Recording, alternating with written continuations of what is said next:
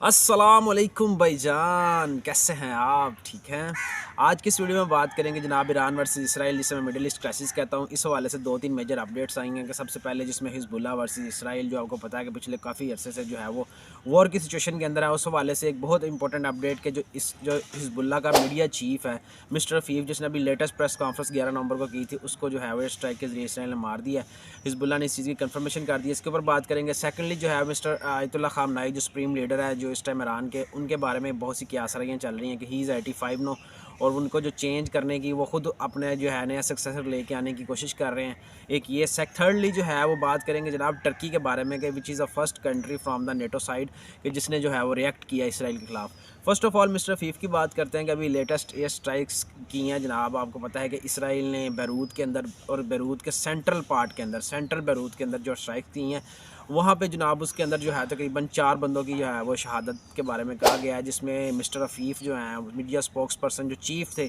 और he is a very old person in the Hezbollah founding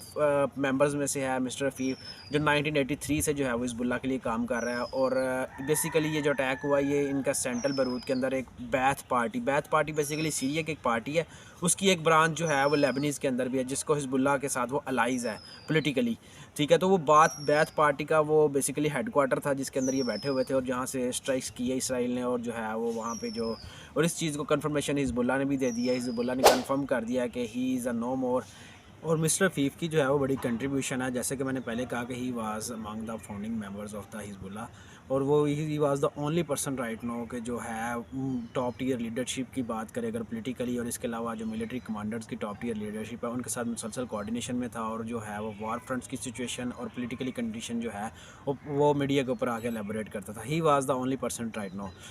और बात मैं आपको ये बताना चाहता हूँ कि जो इसराइल की अगर आप पॉलिसी की बात करें, तो आप जो भी मीडिया रिप्रेजेंटेटिव या किसी भी शक्ल में मीडिया लाइमलाइट की शक्ल में कोई हिजबुल्लाह का लीडर सामने आता है, तो मीडिया इसराइल की पॉलिसी उसको एलिमिनेट करने की है कि चाहे उसे एयर स्ट्राइक्स के ज़रिए मारें या किसी भी इंटेलिजेंस के सिस्टम के थ्रू उसको जो है वो किल करें। तो ये इसराइल इस तरीके से रिएक्ट कर रहा है। आप इसके पहले हसन नसरुल्लाह और इसके अलावा जितनी भी लीडरशिप जो आपके उनके हिजबुल्लाह के वार फ्रंट्स और इसके अलावा पॉलिटिकल मैटर्स के साथ कोऑर्डिनेशन के अंदर है, और मीडिया के ऊपर आकर लाइमलाइट की शक्ल में अपना जो पॉइंट ऑफ व्यू रखती है, उसको इसराइल मुकम्मल तौर पर एलिमिनेट करने की कोशिश करता है। और सिर्फ he was also the example of that policy. ये और इसके अलावा अगर आप देखें तो इस टाइम वॉर जो है वो एक फिर इंटेंस फेस के अंदर आ चुकी है, जिसके ऊपर हिजबुल्लाह ने इस चीज़ को मुकम्मल तौर पे एडमिट तो किया है, लेकिन ये भी क्लेम किया कि वो इस चीज़ का जो है वो रिवेंज लेंगे ईरान। ठीक है, बहरहाल इसके अलावा अगर आप बात करें इस टाइम मिस्टर आयतुल्ला खामनाई साहब की, तो उनके बारे में बहुत सी स्पेकुलेशन वेस्टर्न मीडिया के अंदर, इंडियन मीडिया के अंदर चल रही हैं कि जनाब ही इज़ 85 नो, वो इस पिछले दिनों कोमा के अंदर थे, तो उनकी जो तबीयत है वो बहुत नासाज है, और वो जो अपने सक्सेसर ढूंढने की कोशिश कर रहे हैं। और सक्सेसर कौन? वो उन्हीं का ही बेटा एक मुजतबा खामनाई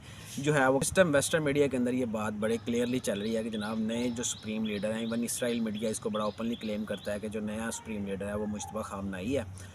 और पार्लियामेंट से बाकायदा कंसेंसस के ज़रिए ये चीज़ अप्रूव हो चुकी है ईरान की तरफ से, और ईरानियन मीडिया ने जो है वो इसको मुकम्मल तौर पर मुस्तरद किया है। इसको खामनाई साहब ने जो है वो अपने ही ट्विटर एक्स से पैगाम के ज़रिए किया, जिसमें वो ईरान एक लेबनान के अंदर जो अपना एम्बेसडर है उससे मुलाकात कर रहे थे कि जो पिछले दिनों पेजर्स अटैक के अंदर जो है वो काफ़ी ज़ख्मी था, उसकी तबीयत का जो हाल वगैरह पूछने के लिए उसके साथ मुलाकात में थे। तो वहाँ पे उन्होंने क्लियरली ये इस चीज़ को क्लैरिफाई किया कि वो अगरचे 85 में, लेकिन वो he is physically fit no, उनकी हेल्थ स्टेटस मुकम्मल तौर पे ओके है, और वो सर्व करने की पोजीशन के अंदर और वो कर रहे हैं। ठीक है, इस चीज़ को ईरानियन मीडिया ने भी मुकम्मल तौर पर मुस्तरद किया है। इसके अंदर कितनी रियलिटी है वो अगर आप आने वाले कुछ अर्सा के अंदर मज़ीद क्लियर हो जाएगा कि either there is any development, political development और नॉट। तो तीसरे नंबर के ऊपर आप बात कर लेते हैं टर्की की। टर्की के अंदर आपको पता है कि he is the only country from the NATO side जिसने जो है वो डिप्लोमेटिक टाइज कट ऑफ किए हुए हैं इसराइल के साथ।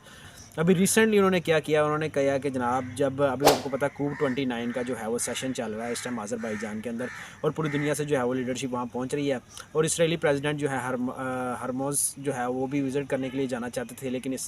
टर्की ने जो है वो क्लियरली इस चीज़ को अनाउंस किया कि अगर वो हमारी एयर बेस को यूज़ करेगा तो हम उसको बिल्कुल इजाज़त नहीं देंगे इस चीज़ को यूज़ करने की। और उससे कुछ देर बाद ही जो है वो टर्की के इस बयान के बाद इसराइली जो प्रेसिडेंट है उनका बयान आ जाता है कि जनाब वो कूप 29 ज्वाइन नहीं कर रहे ड्यू टू सिक्योरिटी कंसिड्रेशन। तो यूँ टर्की एक दफ़ा फिर जो है वो अपनी पोजीशन जो है वो क्लैरिफाई करता है इंटरनेशनल फोरम्स के अंदर को, वो जो है वो इसराइल के हर पॉइंट ऑफ व्यू को जो है वो कंडेम करता है, और उसको जो है किसी किस्म की सपोर्ट प्रोवाइड नहीं करेगा।